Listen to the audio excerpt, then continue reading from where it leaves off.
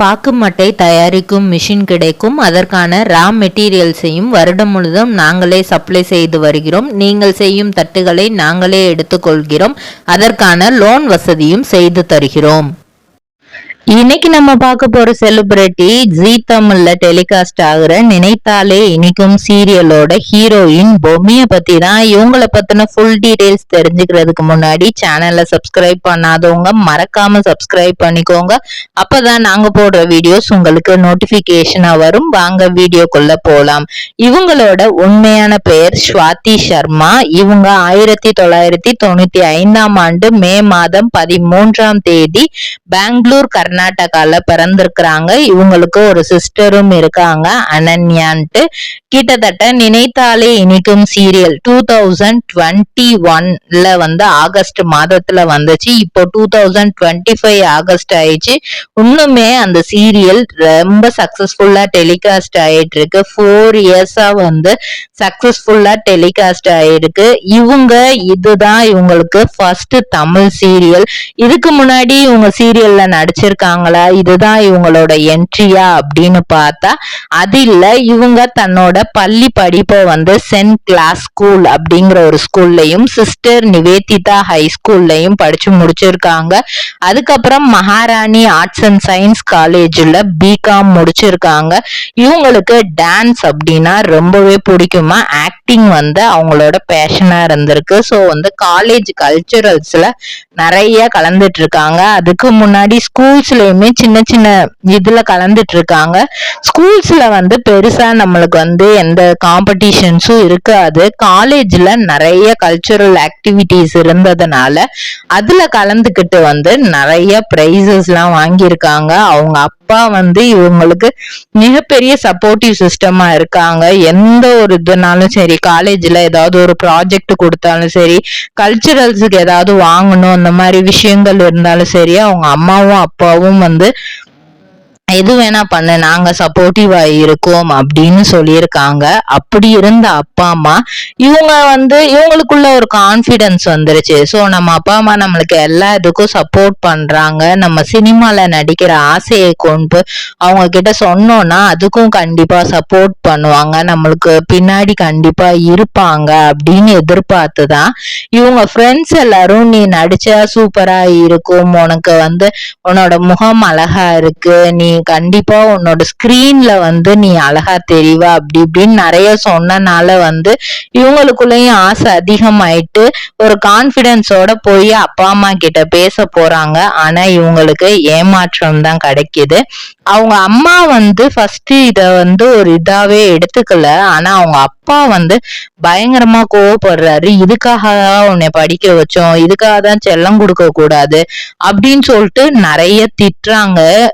அவங்களுக்கே புரியலையா நம்ம அப்பாவா நம்ம கிட்ட இந்த மாதிரி பேசுறாங்க அப்படின்னு சொல்லிட்டு ரொம்பவே அப்செட் ஆயிட்டாங்களாம். அவங்க அம்மா ஃபர்ஸ்ட் எதுவுமே பேசலையா. அதுக்கப்புறம் அவங்க அம்மா நீ உன் விருப்பத்துக்கு நீ முடிவு பண்ணிருக்க, ஓகே நீ இது பண்ண, ஆனா சினிமானா எங்களுக்கு எல்லாம் என்னன்னே தெரியாது, நீ அதுல நடிக்க போறேன்னு சொல்ற, எவ்வளவோ பேர் சினிமாவை பத்தி நிறைய தப்பாலாம் சொல்லியிருக்கிறாங்க. அப்படி இருக்கும்போது உன்னை எப்படி நாங்க நடிக்கிறதுக்கு ஒத்துக்குவோம்? நீதான் நல்லா படிக்கிறல்ல, இத படிச்சு முடிச்சுட்டு ஒண்ணு மேற்படிப்பு படி, இல்லைன்னா அதுக்கான வேலைகளை தேடிப்போ அப்படிங்கிற மாதிரி சொல்லியிருக்காங்க. நானும் அப்பாவும் கஷ்டப்பட்டு படிக்க வச்சது இதுக்குதானா அப்படின்ற மாதிரி நிறைய விஷயங்கள் இது நம்ம எல்லார் வீட்லயுமே நடக்கக்கூடிய விஷயம்தான். நம்மளோட ஆசையை நம்ம சொன்னாலும் கூட அவங்களுடைய பயத்தை அவங்க நம்மளுக்கு அட்வைஸா நம்மளுக்கு எப்பவுமே சொல்லியிருப்பாங்க பேரண்ட்ஸ். அது ஒரு கட்டத்துல நம்மளோட நல்லதுக்காக தான் இருக்கும். எந்த இடத்துலயுமே பேரண்ட்ஸ் கண்டிப்பா நல்லது மட்டும்தான் யோசிப்பாங்க. அவங்களுக்கு ஒருவித பயம், அதுவும் சினிமா அப்படின்னு யோசிக்கும் போது இன்னும் அதிகமான பயம் இருக்கும். அந்த பயத்தை தான் அவங்க அப்பா நிறைய இடத்துல இது பண்ணாராம். இருந்தாலும் கூட இவங்களுக்கு இல்லப்பா நம்ம ஊர்லயே நான் நிறைய ட்ரை பண்றேன், எனக்கு வாய்ப்பு, எனக்கு ஒரு டைம் சான்ஸ் கொடுங்க, நான் அதுல ஒழுங்கா பெர்ஃபார்ம் பண்ணல, எனக்கு சான்ஸ் கிடைக்கல அப்படின்னா நான் அதுக்கப்புறம் வேலைக்கெல்லாம் போறேன், நீங்க சொல்ற மாதிரியே இருக்கிறேன், ஒரு சான்ஸ் கொடுங்க, அதுவே என்னோட லாஸ்ட் சான்ஸா இருக்கிற மாதிரி இருக்கட்டும் அப்படிங்கிற மாதிரி சொல்றாங்க ஸ்வாதி. ஸோ 2018ல ஃபார்ச்சூனர் அப்படிங்கிற ஒரு படம் நடிக்கிறதுக்கான வாய்ப்பு கிடைக்குது. உங்களுக்கு இந்த சான்ஸ் எப்படி கிடைக்குதுன்னா, இவங்க அப்பா அம்மாலாம் இவங்களுக்கு எதுவும் ஹெல்ப் பண்ணல. ஆனா இவங்க காலேஜ் கல்ச்சுரல்ஸ்ல இவங்க காலேஜுக்கு நிறைய பெரிய பெரிய செலிபிரிட்டிஸ் எல்லாம் வருவாங்களாம். அப்படி ஒரு டைரக்டர் இவங்கள பார்த்து, நீங்க இந்த படத்துல உங்களுக்கு ஒரு ரோல் இருக்குமா, லீட் ரோல் தான், அதை நடிக்கிறீங்களா அப்படின்ட்டு தான் இது பண்ணியிருக்காங்க. அதை வச்சுதான் இவங்க அவங்க அப்பா கிட்ட வந்து இந்த மாதிரி நான் கண்டிப்பா நடிப்பேன், சக்சஸ் ஆவேன்னு சொல்லிட்டு இது பண்ணியிருக்காங்க.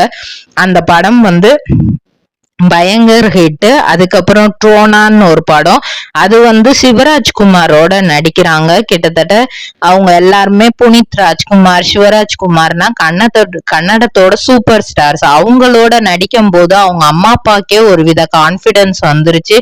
ஓகே, நம்ம பொண்ணு அவங்க சொன்ன மாதிரியே ஒரு பெரிய லெவலுக்கு நடிக்குது, நல்ல ஒரு திறமை இருக்கு அப்படிங்கறதுனால அடுத்தடுத்து அவங்க அப்பா அம்மாவே ஓகே அப்படின்னு சொல்லிட்டு இன்னும் அடுத்தடுத்து வர்ற வாய்ப்புகள்ல நீ பெஸ்டா பண்ண அப்படிங்கிறாங்க. அதுக்கப்புறம் கன்னடத்திலேயே வந்து ஒந்து கண்டியா கதை அப்படிங்கிற ஒரு படத்துல வாய்ப்பு கிடைக்குது. ராமராஜ்யா அப்படிங்கிற படத்துல சின்னதா ஒரு ரோல் பண்றாங்க. அதுக்கப்புறம் எடக்கல்லு குடட்டா மேலே அப்படின்ட்டு ஒரு படத்துல பண்றாங்க. தெலுங்குல அம்மா ஒரு சீரியல் பண்றாங்க. அதுக்கப்புறம் தெலுங்குலயும் பட வாய்ப்பு எல்லாம் கிடைக்குது, நடிக்கிறாங்க. சோ கன்னடத்துல நடிச்சாச்சு, தெலுங்குல நடிச்சாச்சு, தமிழ்ல நம்ம நடிக்கணும் அப்படிங்கிற ஆசை வந்து இவங்களுக்கு எப்போ வருது அப்படின்னா, இவங்களுக்கு தமிழ்ல எல்லா நடிகரையும் பிடிக்குமா, ஆனா விஜய் சேதுபதியோட நடிப்பு வந்து ரொம்பவே வித்தியாசமா இருந்தனால இவங்களுக்கு ரொம்ப பிடிக்குமாம். எப்படியாவது போய் விஜய் சேதுபதியை மட்டும் மீட் பண்ணிடணும் அப்படின்னு தான் ஃபர்ஸ்ட் நடிச்சு இது பண்ணி இருக்கிறாங்க. அதே மாதிரி இவங்களுக்கு வந்து அவரை பார்த்து பேசும்போது நம்ம எப்படியாவது தமிழ்ல பேசிடணும் அப்படிங்கிற ஒரு இது இருந்துதான். ஜி தமிழுக்குள்ள உள்ள வந்து 2021ல நினைத்தாலே இனிக்கும் நடிச்சிட்டு இருக்கும் போதே 2022ல சூப்பர் குயின், அந்த ஸ்டார்டிங்ல சூப்பர் குயின் ஒரு ஷோ வருது. அந்த ஷோ வச்சு ஒரு ப்ரோக்ராம் பண்றாங்க. அதுல வந்து விஜய் சேதுபதி அவர்கள் வராங்க. இவங்கனால வந்து அவங்க கிட்ட வந்து இவங்க நினைச்சது வந்து தமிழ்ல பேசணும்னு, ஆனா அவங்களால அப்போ தமிழ் சரியா தெரியாதனால வந்து பேச முடியலையா. அப்ப நினைச்சாங்களா, இதுக்கப்புறம் எப்போ பாக்குறதுக்கான சந்தர்ப்பம் கிடைச்சாலும் நம்ம ஃபுல் அண்ட் ஃபுல் தமிழ்ல பேசணும் அப்படின்னு இது பண்ணிட்டு தான் வந்து அவர் அந்த ப்ரோக்ராம்லயே கூட வந்து இவங்களுக்கு அதான் சொல்லியிருப்பாரா, நீங்க வந்து தமிழ்ல பேச ட்ரை பண்றீங்க, நெக்ஸ்ட் டைம் என்ன பார்க்கும்போது இன்னும் நல்லாவே தமிழ் பேசுவீங்க அப்படிங்கிற மாதிரி சொல்லியிருக்கிறாரு. இவங்களும் அதுக்காகவே நம்ம நல்லா தமிழ் பேசணும் அப்படின்னு சொல்லிட்டு இது பண்ணிட்டு இப்போ ஜி குடும்ப விருதுகள்ல அவர் கையால தான் வந்து இவங்க வெர்சடைல் ஆக்ட்ரஸ் ஃபீமேல் வந்து இவங்க வாங்கியிருப்பாங்க. அப்போ வந்து ஃபுல் அண்ட் ஃபுல் தமிழ்ல வந்து இவங்க நிறைய விஷயங்கள் வந்து பேசியிருப்பாங்க. அப்போதான் இவங்க அதெல்லாம் சொல்லியிருப்பாங்க, எனக்கு உங்களை பார்க்கும்போது தமிழ்ல பேச ஆசை இதெல்லாம் இருந்தது அப்படின்னு சொல்லிட்டு.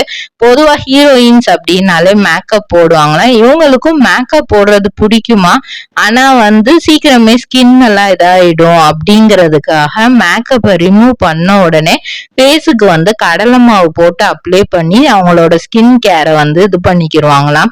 இவங்களுக்குன்னு பெருசா வந்து லவ் அந்த மாதிரிலாம் எதுவுமே கிடையாது. ஸ்கூல் டேஸ்ல இருந்து இப்போ வரைக்குமே சிங்கிளா இருக்கிறதுக்கு தான் எனக்கு பிடிக்கும், எனக்கு எங்க அப்பா அம்மாக்கு எப்படி இருக்க பிடிக்குதோ அது மாதிரி இருக்கதான் பிடிக்கும். என்னோட ஃப்ரெண்ட்ஸ், நான் என்னோட டைம் யார் கூட ஸ்பெண்ட் பண்ணுவேன் அப்படின்னா என்னோட க்ளோஸ் ஃப்ரெண்டான அஸ்வினி, சிந்து, அர்ஷியா இவங்களோட தான் நான் வந்து மேக்சிமம் டைமை நான் ஸ்பெண்ட் பண்ணுவேன்.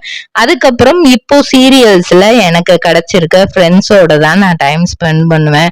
இப்போ ஒரு இன்டர்வியூல கேட்டிருப்பாங்க, உங்களோட பயோபிக் எடுத்தா நீங்க அதுக்கு என்ன பேரு வைக்கலாம்னு நினைக்கிறீங்க அப்படிங்கும்போது ரொம்ப சிம்பிளா அவங்க சொல்லியிருப்பாங்க, பெங்களூர் பொண்ணு இன் சென்னை அப்படின்னு சொல்லிட்டு.